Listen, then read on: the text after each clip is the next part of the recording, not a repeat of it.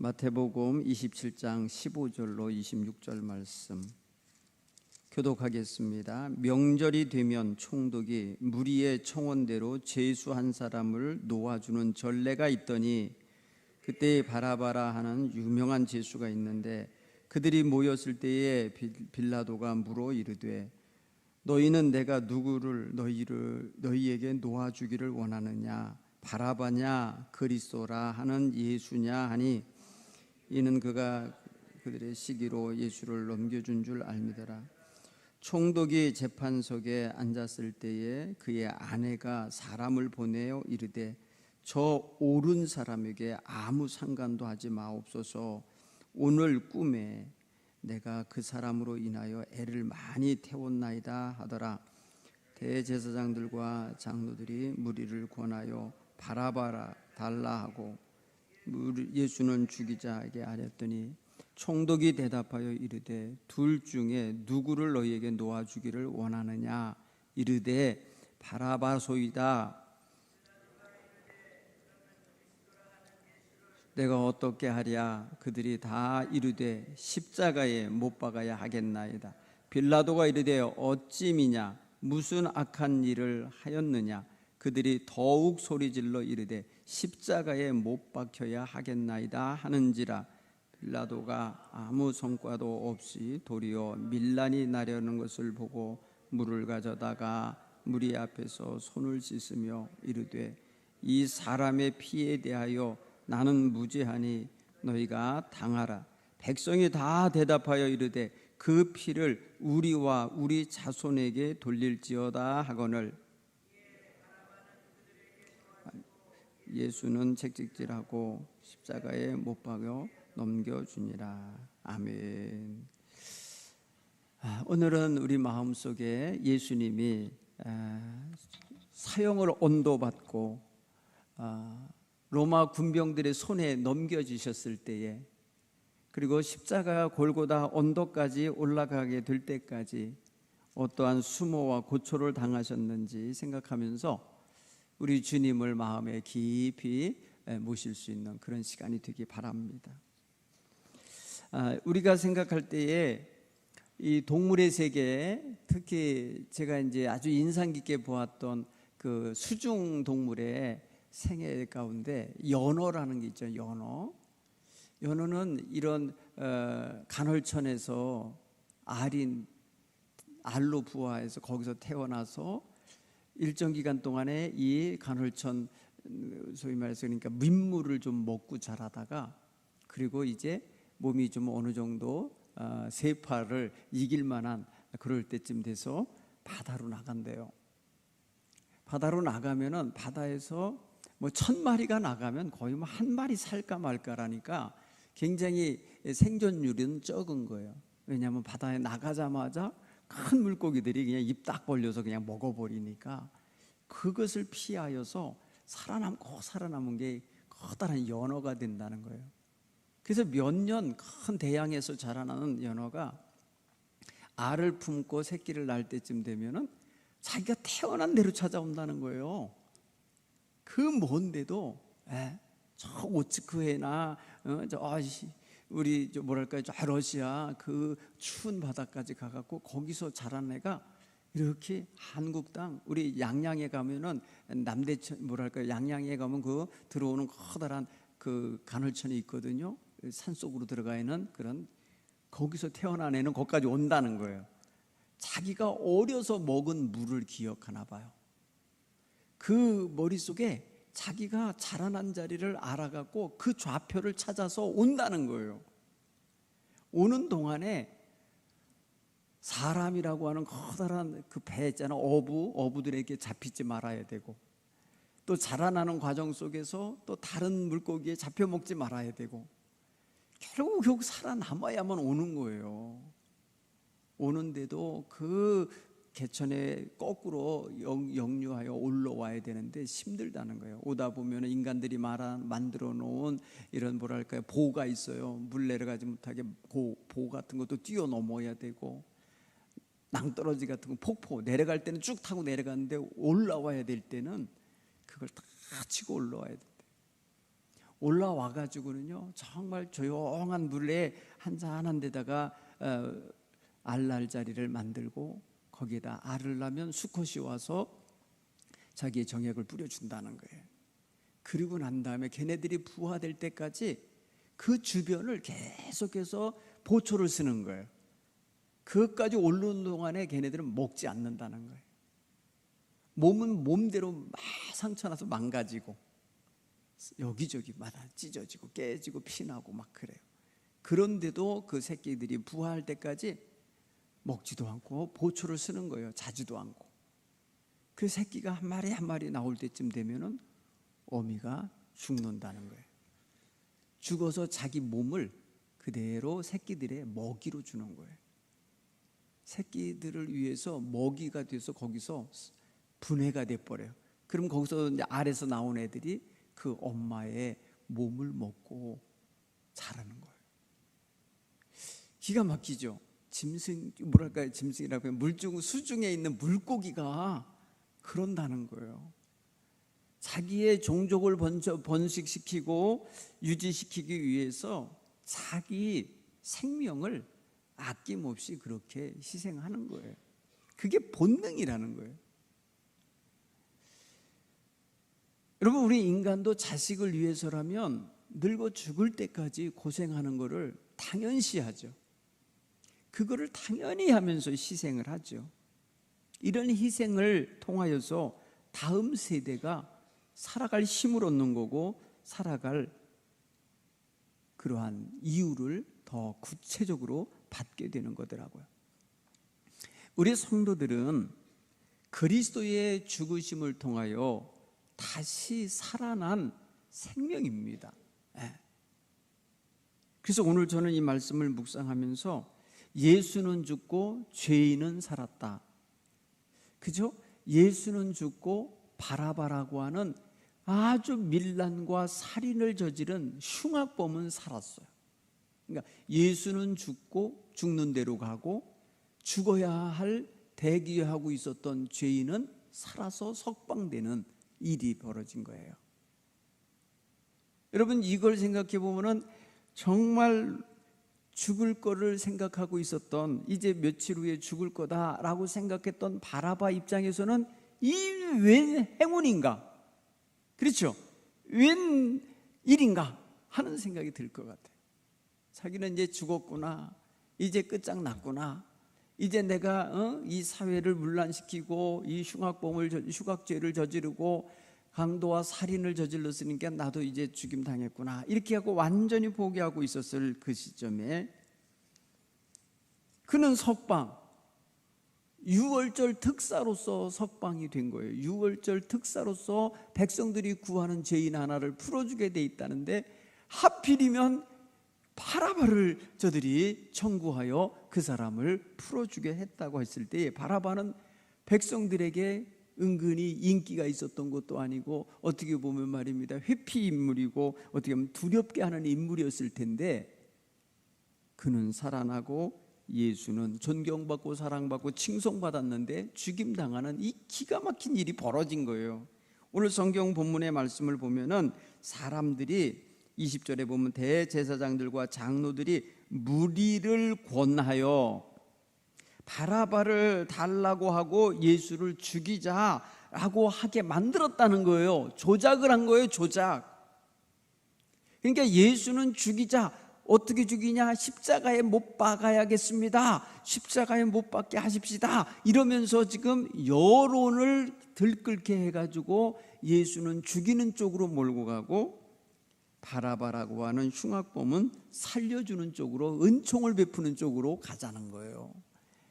여러분, 이렇게 이해가 안 되는 역사, 현실이 벌어지고 있는 거예요.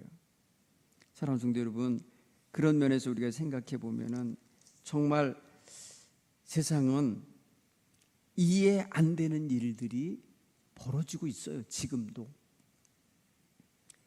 그리고 많은 사람들이 자기는 옳다, 자기의 생각은 옳다 하면서 다른 사람들의 생각이나 삶은 무시하거나 외면하거나 틀렸다고 판단해 버릴 때가 많지요.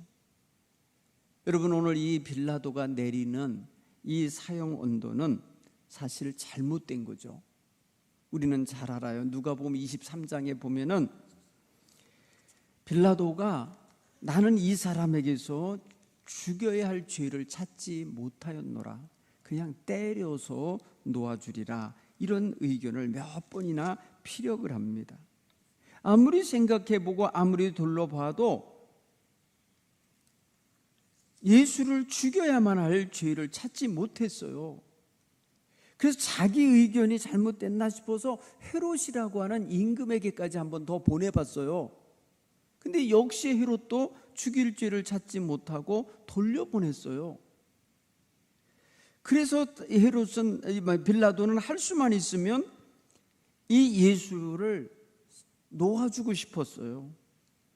그래서 자기를 통하여서 재판이 이루어지게 하려고 하는 이 대제사장과 서기관들과 관리들과 백성의 장로들이 왜 예수를 고발했는지를 찾아보니까 시기를 한 거예요. 예수에 대하여 시기를 하여서 고소했다는 걸 아는 거예요. 아니, 자기들 마음에 시기가 일어난다고 해서 그 시기의 대상을 죽여야만 한다고 하는 몰아붙이는 이 형식은 너무너무 부당한 거예요. 이방인의 눈으로 대하여도 이거는 있을 수가 없는 일인 거예요. 그래서 때려서 놓겠노라. 내가 보니까 이 사람의 행한 일에는 죽일 일이 없어. 이게 여러분 누가복음 23장 15절에서 이 사람이 선고하고 있는 모습이에요. 그러니까 너희가 고발하는 일에 대하여 이 사람에게서 내가 신문하여 찾아보니 죄를 찾지 못하겠노라. 죄를 찾지 못했다라고 말하는 거예요. 자, 죄를 찾지 못했다는 건 죄가 없다는 소리죠. 그래서 때려서 훈방 조치하겠다는 거예요. 이제 너 저 애들한테 이렇게 뭐랄까 성가시게 하지 마라, 아니면 시기심을 일으키지 마라 하는 쪽으로다가 이제 채찍질을 해서 내보내려고 그러는 거예요.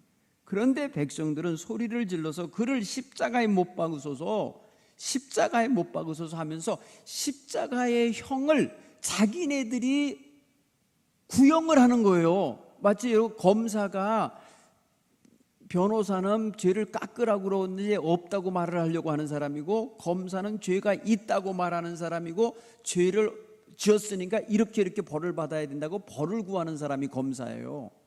백성들이 다 그냥 검사같이 된 거예요. 뭐라고 그냥 예수는 십자가에 못 박으소서 하고 십자가의 형을 구형하는 거예요. 구형한다는 건 형을 구하는 거예요. 그렇게 좀 해달라고.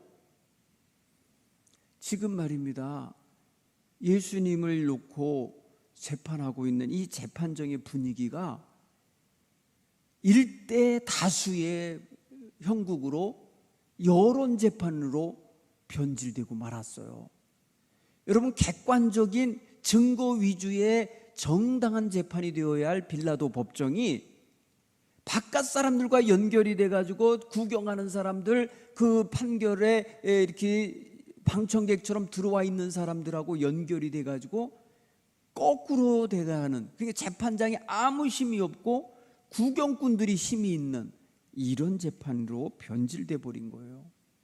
여러분, 재판정의 질서를 잡아 유지해야 될 사람은 거기에서 일하는 무슨 뭐랄까 교의라고 그래요. 이런 사람들도 치안도 있어야 되지만은 재판장이 권위 있게 잡아야 되는 거거든요. 재판장이 자기에게 주어져 있는 그 송사의 장이기 때문에 자기 주관에 맞춰야 돼요. 빌라도가 비난받는 것은요, 사실 이런 것들이에요. 옳은 것을 옳다고 말하지 못하고 그른 것을 그르다고 말하지 못하면서 자기의 법정이 엉망이 되게 방치하는 거, 이렇게 여론에 휩쓸려 가는 이런 상태를 만들어 놓은 건 빌라도가 죽을 때까지 욕먹는 일인 거예요. 지금 뭐지 2000년이 지나도 빌라도의 법정은 계속해서 예수를, 죄 없는 예수를 정죄한 자의 모습으로 고백되잖아요. 그렇죠? 여러분, 이게 엄청난 일을 지금 저지르고 있는 거예요. 옳고 그름을 빨리 분별하지 못하고 그 분별된 것에 대하여 확신 있게 선고하지 못한 결과가 이 사람을 이렇게 수천 년이 지나도록 죄인의 반열에 두게 만든 거예요. 오늘 우리는 예수 그리스도가 지금 가셔야 될 정해진 길이 있어요. 그 정해진 길에 가는데 하나님의 뜻이 이루어지는데 하나님은 얼마든지 다른 방식을 택하실 수도 있으셨을 텐데, 여기 지금 빌라도 같은 사람의 역할이 들어가고 가룟 유다 같은 사람의 역할이 들어가고 있는 거예요. 이 사람들은 정말 차라리 세상에 안 태어난 것이 더 좋았을 뻔했다고 하는 예수님이 긍휼히 여기시는 마음이 이게 정말 적용될 사람이에요. 왜 그 시대에 그 자리에 있어가지고 그 악역을 하냐는 거죠. 빌라도도 그 시대에 로마 총독으로서 로마에서 그냥 있지, 이 시리아 지역 내지는 여기 이 갈릴리 뭐랄까요, 이 유다 지역의 총독으로 와 있는 이런 뭐랄까요, 파송을 받은 것 자체가 그 사람에게는 불행인 거죠. 예. 우리 역사의 현장이 우리에게 복이 되어지고 우리에게 있어서 정말 그 시대의 그 사람, 그 시대의 인물이야 라고 하는 이런 평가를 받는 거하고, 아유 그 사람은 시대를 잘못하고 났어, 시대를 잘못하고 나온 사람이야, 아까워, 이렇게 말하는 거에 있어서는 그 사람이 시대에 제 역할, 제 부응을 못했다는 뜻이 되는 거잖아요. 빌라도도 나름대로 정의로운 사람이려고 했을 거예요. 총독까지 됐을 때는 나름대로 말이에요, 진급한 사람 아니에요? 예? 남의 나라에, 우리식으로 말하면 일종의 대사가 돼서 남의 나라에 이렇게 파견받아서 그 나라를 통치하는 사람의 위치에 들어가 있는 거예요. 굉장히 식민지 국가에서는 총독은요, 지금의 대사보다 훨씬 더 막강한 힘을 가져요. 우리나라가 일본에게 36년을 지배당할 때 조선 총독부라는 게 있어갖고, 조선 옛날에 중앙청이라 그랬죠. 거기에 들어와 앉아 있었던 일본 사람, 무서운 사람이었던 거예요. 그 사람 마음대로 했던 거예요. 그 사람이 우리나라 임금도 바꿨어요. 고종 황제에서 순종으로 바꿨어요. 1907년에 너 그만해, 네 아들에게 맡겨, 이렇게 해갖고 말해 나라의 왕권도 바뀐 거예요. 네 나라의 모든 치안, 경찰 하는 역할, 군대 하는 역할 다 우리가 맡을 때니까 니네 군대 다 해산해. 이래갖고 말이죠, 1907년에 우리나라 조선 군대가 해체당한 거예요. 그래서 의병이 일어난 거예요. 이게 바로 누구에 일어난 거냐면 총독에 의해서 일어나, 이만큼 막강한 힘이 있는 거예요. 한 나라의 역사를 뒤집어 놓는 거예요. 우리나라 언어 뺏으려고 그랬어요. 우리나라 국사 뺏으려고 그랬어요. 우리나라 모든 걸 다 수탈해가는 역할 다 누가 했냐? 총독이 한 거예요. 우리나라 저기 말해 전라도 김제평야 이런 데서 나오는 쌀, 군산항을 통해서 전부 다 일본으로 가져갔어요. 군량미로 쓴다고 군대로 가져갔어요. 누가 한 거냐? 총독이 한 거예요. 이 정도로 막강하게 한 피지배 백성의 고열을 짜먹을 수 있는 힘을 가진 자예요. 빌라도가 그런 힘을 가진 자예요. 그런데 예수의 재판을 할 때에 분명히 예수가 죽일 죄가 없다는 걸 알았어요. 그러면 이 무지막지한 권한을 가진 사람이기 때문에 니네 다 조용히 해, 예수는 죄 없어, 내보낼 수 있는 거예요. 얼마든지 그 권한이 있어요. 여러분 요한복음을 보면은 예수님께 물어요. 야, 내가 너를 죽일 수 있는 권한도 있고 놓아줄 수 있는 권한도 있어. 그러니까 너 말해. 너 정말 유대인의 왕이야? 전애들이 고소한 거 맞아? 라고 말할 때 한마디 예수님 말 안 해요. 구걸하지 않아요. 자기 목숨 구걸하지 않아요. 자기는 가야 할 길로 가야 되기 때문에 그냥 그 상황에 받아들이고 있으셔요. 여러분 예수님의 이 시간의 모습은 진짜 무력한 사람, 물론 무죄하지만은 무력한 사람의 모습을 보이셔요. 전혀 힘을 쓰지 않으세요. 전혀 자기 주장하지 않으세요. 전혀 자기의 마음의 생각을 관철하시려고 하지 않아요. 여러분 이게 언제 결단된 건 줄 아세요? 겟세마네 동산에서 내 뜻대로 마시고 아버지의 뜻대로 되기 원합니다 하면서 자기 생각을 꺾으신 이후에 더 이상 자기 생각을 앞세우지 않으셔요. 여러분 여기서 예수님이 가시는 길에 대한 확정이 이 겟세마네 동산에서 이루어졌고, 그 이후에는 마치 순한 양같이 도살장에 끌려가는 소처럼, 양털 깎는 자의 앞에 누워있는 양처럼 가만히 있는 거예요. 예수님이 입이 없어서 말씀하시는 게, 말 안 하시는 게 아니에요. 생각이 없어서가 아닌 거예요. 옳고 그름을 분별하지 못해서도 아니에요. 억울하지 않아서도 아니에요. 얼마나 억울하시겠어요? 얼마나 속상하시겠어요? 얼마나 지금 이 하는 행태가, 이 대제사장과 바리새인들과 서기관들과 그 장로들이 하는 것이 얼마나 못마땅하시겠어요? 그러나 하나님이 택한 방법이 이거구나, 하나님이 결정하신 방법이 이거구나를 아시면서 그대로 따르시는 거예요. 예수님은 빌라도가 말한 것처럼 나는 무죄하다라고 말하면 빌라도도 나는 이 사람에게서 죽일 죄를 찾지 않았다, 못했다라고 하는 말하고 맞거든요. 그렇기 때문에 얼마든지 내보낼 수 있는데 안 그러시는 거예요. 그러니까 오히려 바깥에 있는 백성들이, 대제사장들이 예수를 십자가에 못 박아라고 아예 구형을 하는 일이 벌어진 거고, 그 심과 그 모습이 밀란이 꼭 일어날 것만 같은 분위기를 연출했기 때문에 빌라도가 분명히 죄 없는 거 알면서도 야, 제수도에 물 떠와라. 그리고 그들 앞에 손을 씻으면서 이 사람의 피값을, 나는 무죄하다, 나는 이 사람의 피에 대해 무죄하니 너희가 당해라, 너희가 이 사람을 억울하게 죽게 하는 것에 대한 책임을 지라, 이 소리예요. 그랬더니 그들이 말하기를 그러라고 우리에게 돌리고 우리 자손에게 돌리라고. 아니, 자손이 무슨 죄가 있어요? 그렇죠. 자기들에게 돌리라고 하지 않고 얼마나 강력하게 요구하려고 하는 것인지 우리와 우리 자손에게 돌리라, 이렇게 말한 거예요. 여러분, 나중에 히틀러가 유대인을 600만 명을 살해하고 가스실에 보내서 죽일 때에 예수를 죽인 놈들이라고, 예수를 억울하게 죽인 놈들이라고 하면서, 여러분, 당시에 게르만족이 유대인들을 그렇게 죽였어요. 그러니까 바로 뭐예요? 2000년 후에 그의 자손이 정말 600명, 10,000명이나 죽임당하는데 기독교인들한테 당한 거예요. 물론 히틀러도 말이에요, 기독교 국가의 일원이었겠죠, 그 유럽에서. 그러니까 말이에요, 그런 식으로 유대인을 학대했다는 거죠. 여러분, 생각을 해보세요. 우리는 죄인은 살고 의인은 죽는 현실을, 우리는 그거를 묵과하면 안 되는 거예요. 사실은 억울한 거잖아요. 죄 없는 사람이 억울하게 감옥 가고 죄 있는 사람은 버젓이 돌아다니면서 또 다른 죄를 짓게 만드는 이런 사회가 되면 안 돼요. 그래서 여러분, 우리나라의 이 재판제도에 문제가 있는 것을 뭐라고 말하냐면 유전 무죄, 무전 유죄라는 말로 비꼬았단 말이에요. 돈 있는 놈은 죄를 짓고도 죄가 없는 자가 되고, 돈 없는 자는 죄가 없는데도 죄를 뒤집어 쓰고 감옥 가는 거예요.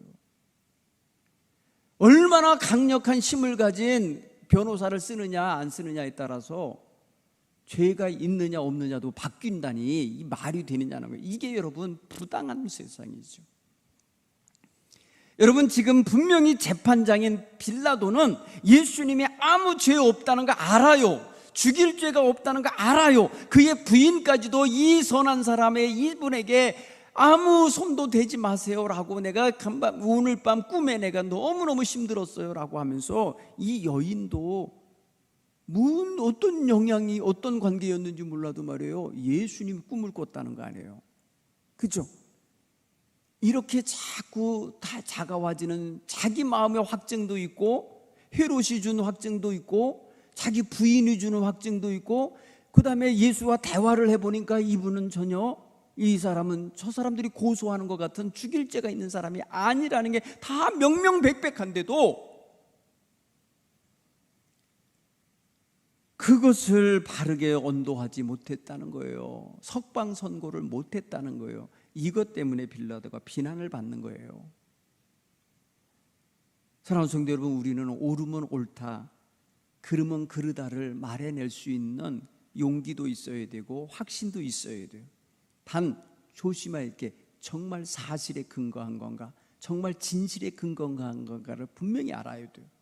내 고집과 내 확신과 내 어떤 그런 철학에 의함이 아니라 정말 그것이 맞는 것이라고 확증한 객관적인 증거를 가지고 우리가 말해야만 한다면 그거는 과감하게 해야 된다는 거예요. 여러분, 그 후에 예수님은 어떤 일이 벌어집니까? 십자가에 못 박도록 넘겨짐을 당해서 군병들의 손에 넘어가자 군병들은 예수를 끌고 관정으로 들어가서는 온 군대를 그에게 모으고 그의 옷을 벗기고 홍포를 입히고 가시를 엮어서 관을 만들어 머리에 씌우고 갈대를 손에 쥐어주고 그리고 그 앞에 무릎을 꿇는 척하면서 조롱을 하고 희롱을 했습니다. 그리고 그에게 얼굴에 침을 뱉고 나귀를 때리고 갈대를 뺏어서 머리를 내리치고 채찍질을 하고 조롱을 하고, 예수님에게 그냥 죄 없는 분에게 몰려오는 이 조롱과 희롱과 모욕과 이 수욕은 정말 견딜 수 없는 순간인 거예요. 여러분, 억울하게 당하는 사람이 이렇게까지 당하면요, 너무너무 힘들 거예요.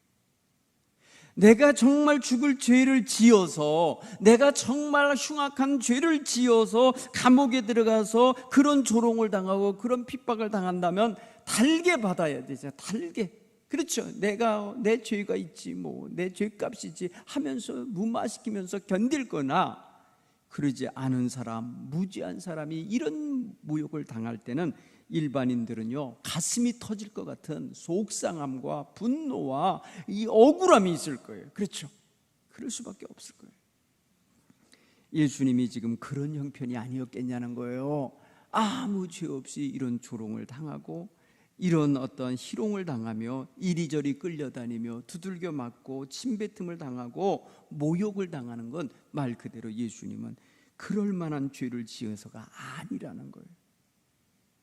오히려 이렇게 당해야 할 자가 바라바라는 거예요. 지금 석방돼서 나가나 있잖아요. 석방돼서 나가서 다시 말입니다, 자기 인생을 꿈꾸고 자기의 어떤 계획을 다시 도모하고 있을 그 사람 아니겠냐고요. 그 패거리 속으로 들어가고 기분 좋다고 말하고 있을 그 사람, 내가 진짜 행운아라고 말하고 있을 이 사람, 그리고 내가 정말 죽었다 살아났다고 하면서 아주 그냥 거하게 술 먹어 마시면서 즐기고 있을 그 사람, 사실 그 사람이 당해야 할 조롱 아니냐는 거예요. 그런데 예수님이 당하고 있다는 거죠. 오늘 바라바는 살고 예수는 죽는 길로 가고 있는 이 현실이 바로 하나님이 연출하고 계신 한 단면인 거예요. 여러분, 여기서 바라바가 누구겠어요? 이 바라바 같은 존재가 우리인 거예요. 우리 죄인인 거예요. 우리를 살리시려고 예수님이 십자가에 달려 죽는 길로 가고 계신 하나의 딱 그냥 썰어놓은 그런 단면과 같은 거예요. 그래서 이 빌라도 법정에서 이루어진 이 판결은 결국은 우리가 받아야 할 판결을 예수님이 받은 거다. 그래서 예수님은 사실 죄 없으시게 당하는 조롱과 핍박, 그리고 고통, 그리고 눈물의 시간이었다는 것이죠. 오늘 우리가 함께 살아가시면서 내가 무슨 그렇게 조롱당할 일을 했습니까? 내가 그렇게 희롱당할 일을 뭐 했습니까? 왜 그걸 나의 죄라고 합니까? 라고 하는 생각을 내려놓고 나 같은 죄인 살리시려고 주님이, 죄 없는 주님이 그 길을 가셨습니다 라고 하는 사실을 성경이 증언하는 그대로 우리가 깨닫고 고백할 수 있는 신앙의 자세를 가져야 될 줄 믿습니다. 교만하지 말고, 우리는 어쩔 수 없이 주님 앞에 죄인이잖아요. 그러니 나 같은 죄인을 위해서 주님이 자기의 생명을 죽는 데에 내어주시고 나 같은 죄인을 살리신 것이다 라고 하는 사실에 감사하는 그런 믿음의 놀라운 감사 회복을 하실 수 있기를 바랍니다.